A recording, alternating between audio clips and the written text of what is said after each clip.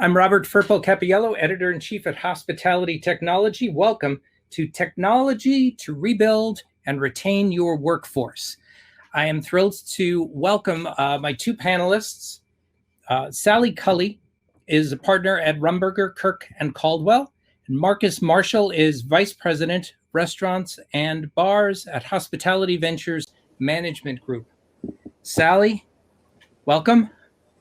Hi, thank you. I'm happy to be here. We are so happy to have you. And Marcus will be up in a second. Here he comes. Marcus, welcome. We're so psyched to have you here. Thank you. So I wanted to give each of you an opportunity to briefly introduce yourselves and your roles, and then set this up for us. We're the hospitality industry is facing a workforce challenge like never before, and we would love to hear from each of you to sort of frame that before we dive into our discussion of potential solutions.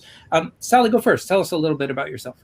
Sure. I'm an attorney with Rumberger, Kirk and Caldwell, and I do mainly employment, litigation and consulting and training and all of those kind of things. And so I represent hotels and restaurants in connection with various employment issues that come up, lots of wage and hour issues, lots of discrimination issues, etc. I also help with investigations and, like I said, do consulting, helping with employment handbooks, all those type of things. So I'm coming at this today from the perspective of an attorney and can help to talk through some legal issues that may arise here and there. Mm-hmm. Great, thank you. Marcus, tell us a little bit about yourself. Thank you, Robert. My name is Marcus Marshall. I'm Vice President of Restaurants and Bars for Hospitality Ventures Management Group.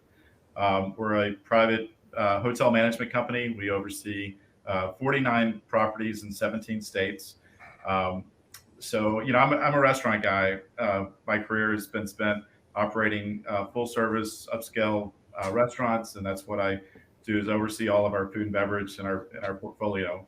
We have a diverse portfolio of hotels, both select serve and full service, all the major brands, as well as independent and boutique properties. Mm-hmm. Thank you, Marcus. Sally, let's start with you. I'd like you to sort of frame this challenge from your perspective. This is in many ways unprecedented. The labor workforce hiring, retention, developing is, some would say, at a crossroads, and we want to jump into what those challenges are and maybe what kind of targets should organizations be setting, say, looking into 2022, where depending on what kind of organization you are, what kind of targets should you be setting? Okay. Some of the challenges that I see from my perspective, of course, are everything's just been so difficult in the last year. I mean, there are too many challenges really to name them all, but, shutting down, having to open back up, what to do with the workforce. Do you bring back the old employees? Can you find the old employees to bring them back? How do you find new ones? How do you get them trained? How do you identify how your workforce or the workplace has changed in order to adapt? Things, of course, are changing. We just hear from the CDC yesterday. Now they're recommending that people wear masks again, even if you've been vaccinated. You're hearing people talk about mask mandates in some areas of the country. So we thought we were kind of past it, and now we feel like we're taking a step back. So just when you think you have things figured out, then it all kind of changes again. Employees, I think, are quicker to claim discrimination issues. They are quicker to complain about wage and hour issues. They don't have as much loyalty. Of course, that's across the board, not just in the hospitality industry, but across the board. As far as targets go, it's hard to say because it's hard to know what to target when you don't know what's going to happen. But I mean, from my perspective, I would recommend that employers really focus on updating policies and procedures, make sure that your training is in place for your employees, make sure that you're developing a strong company culture, and those kind of things I think will help going forward. Mm-hmm. Thank you, Sally. We are definitely seeing, to your point, the only certainty is uncertainty. Mm-hmm. from day to day sometimes. And we saw recently several surveys that showed hospitality workers reporting that they do not want to go back to hospitality, that they lost their jobs over the past year and they're looking elsewhere. And high percentages saying they do not want to come back to our industry, which of course we want to fix that. We don't want to just shrug our shoulders and say, okay, goodbye. That's ripe for solving. Marcus, we'd love to hear from you. To frame the challenges from your point of view, operating hotels and restaurants, and what do you see potential targets that organizations could be setting for, say 6 months from now, a year from now? Yeah, Robert, I really feel like in the hotel and restaurant industry today that, good people are hard to find, even harder to keep. I mean, even prior to the pandemic, recruiting and retention has always been a major pain point for operators. I think that the operators that are doing a great job with this are putting their workers first with great pay and great benefits. I think they're reviewing their operating models and their menu prices in order to afford to take care of their associates. At the core of a great restaurant is, great food and service, right? But if you don't have the team to do that, then you're not going to have a great establishment. I also feel like a great, a target would be for operators to work harder to position their businesses as a great place to work and clearly define what sets them apart from their competitors. I know we do a really intentional job with that here at Hospitality Ventures in branding, not only our company brand, but also our core values and our culture, and communicating what makes us different than other management companies to work for. So all these problems were, they were exacerbated by COVID-19, but I really don't think that they're that new, at least in my industry. It's always been a challenge to find great people, and you just got to really work hard to keep them. Mm-hmm. And you're both articulating, you both spoke to office culture, company culture, more than office in the case of hotels and restaurants. And, in every crisis, there is an opportunity to take a step back, reassess, and move forward in a different way. And I think you're both articulating that it's like, what are we about? Who are we at our core? Which of course includes our people. To Marcus's point, you're only as good as your people. I'd like to talk a little bit about retention and development. The people I alluded to recently who say they will not come back to hospitality, we're hoping to change their minds.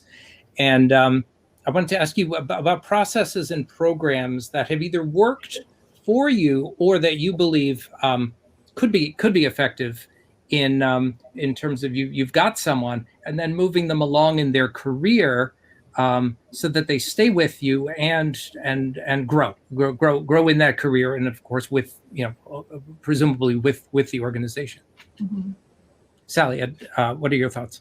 Sure. So looping back to the company culture, I think this kind of fits in with that too. And when I say culture, a lot of people, when I say that to them, they roll their eyes because they think what I'm talking about is just, paying more money and providing benefits and doing everything, that people are demanding that you do.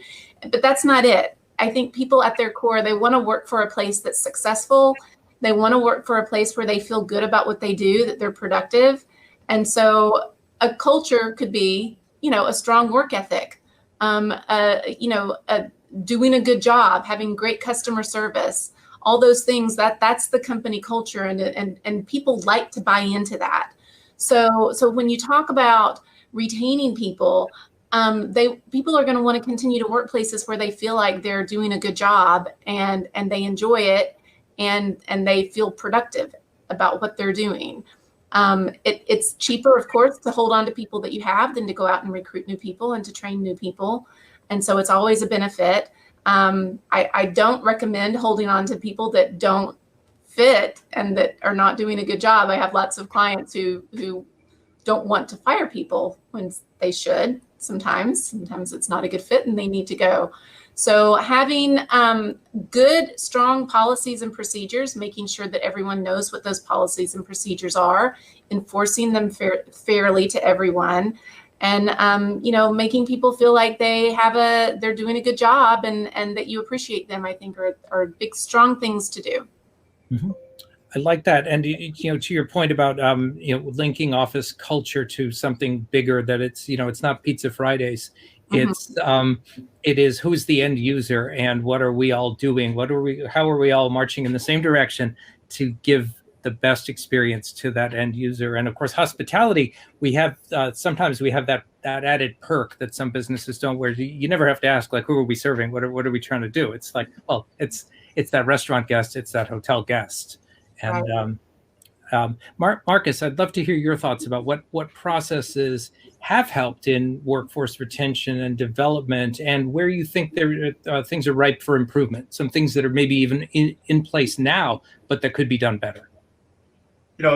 Before we start, recruiting new staff, we try to look inward and focus on what, our current team, and retaining the associates we have. We we're trying to do our best to reduce employee turnover through exit interviews, understanding the associates that are choosing to leave our company and the reasons why, and discussing that information that we receive with our departmental leadership, to really get to the core of the reason. I think employees, I think you quit your job based on your boss more than you do your company a lot of times.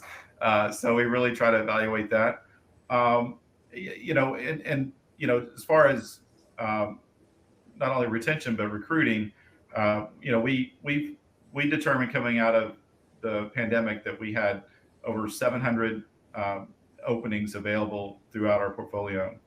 As a company, we've always supported our property level leadership, with recruiting the key employees, the general managers, director of sales, the key leaders.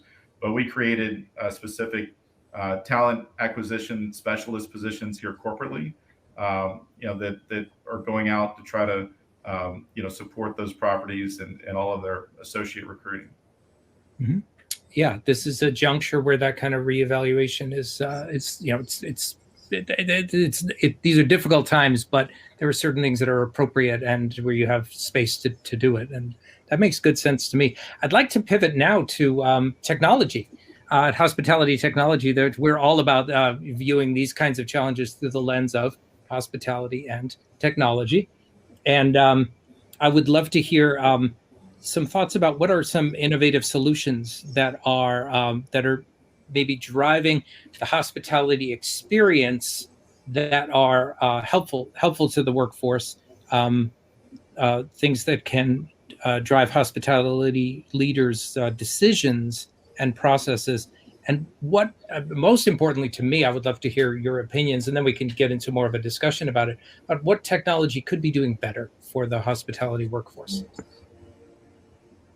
I'm going to let Marcus handle that one, because I am not the technology person here. Well, I think the first thing that comes to mind that we're probably already all, whether you're a professional or a consumer, everybody's been exposed to the mobile order and pay technology through the guest experience at multiple levels, whether it's quick service or counter service or full service. Everybody has implemented some form of QR codes or mobile order system or touchscreen order system. And we've also probably all experienced, excited and enthusiastic to go back out to your local restaurant and bar, and you find that there's not staff to serve you, right? So I think that this mobile order and pay was initially implemented, for trust protocols for COVID regulations, but I think it will stick around because it does create some efficiencies in guest service. I know that we've got several pool bars down in Florida that are just overrun with guests right now. We're really excited with the business we're having, but they can't process their orders and payments fast enough because of our staffing levels. So we've implemented that technology there, where guests are able to, they can use their cell phone to make payment and process their payment without even having to interact with the with the server or bartender. So that, therefore that technology is allowing us to work with a leaner, frontline staff, and also therefore allowing us to be more profitable in the process. Mm-hmm. Thank you, Marcus. And Sally, I'm reminded of one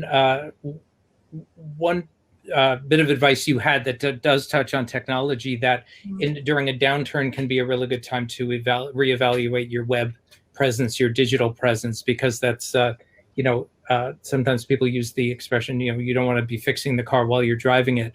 And so during a slowdown can be a time to do those kinds of relaunches that can be really beneficial. But I do have a question that's right in your wheelhouse. You touched on the notion of rehiring versus hiring, and I would love to hear a little more about that.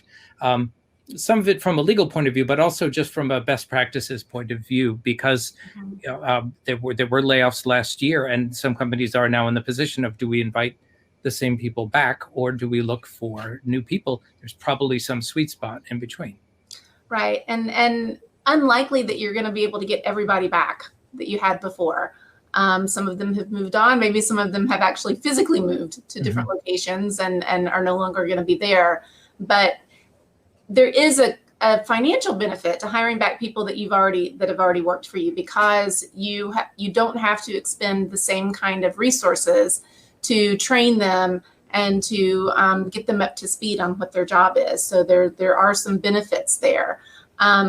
Be a little careful, because if you're not able to hire everybody back that you had before, you want to make sure that decisions that are being made about who to bring back are being made in a non-discriminatory manner. So, if you're only hiring back a whole bunch of men and the women aren't getting hired, well, the women are going to feel like there's a reason for that, and other groups as well. So just be very careful about that, and then make sure that you're going back and looking through the files. So if someone filled out an I-9 more than 3 years ago, they're going to have to fill out another one. You can't rely on the same one that you had before. If it's within the last 3 years, then you don't have to get another one.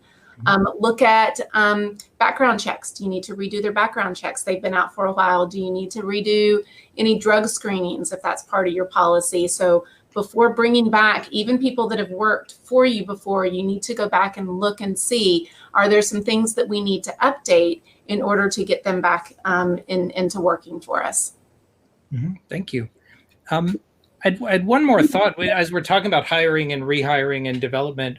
Work from home has become so integrated into many businesses' model over the past year for obvious reasons. And we've been surprised to see it popping up in hospitality in places we did not necessarily expect. 2 cases in point. At a drive-through, you may sometimes be placing an order with somebody who's at home, taking that order.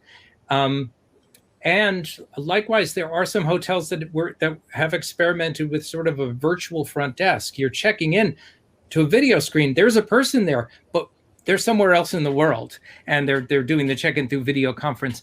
And I'm wondering how, work from home. There's all kinds of questions for offices that pivoted to work from home. There's all kinds of questions about, are we really more productive working from home than we were when we were all here together? I would love to hear both of your thoughts. And this is a spontaneous question. I didn't necessarily prepare you for it, but I'd love to hear thoughts about how work from home can fit into hospitality, and is that something guests would even appreciate?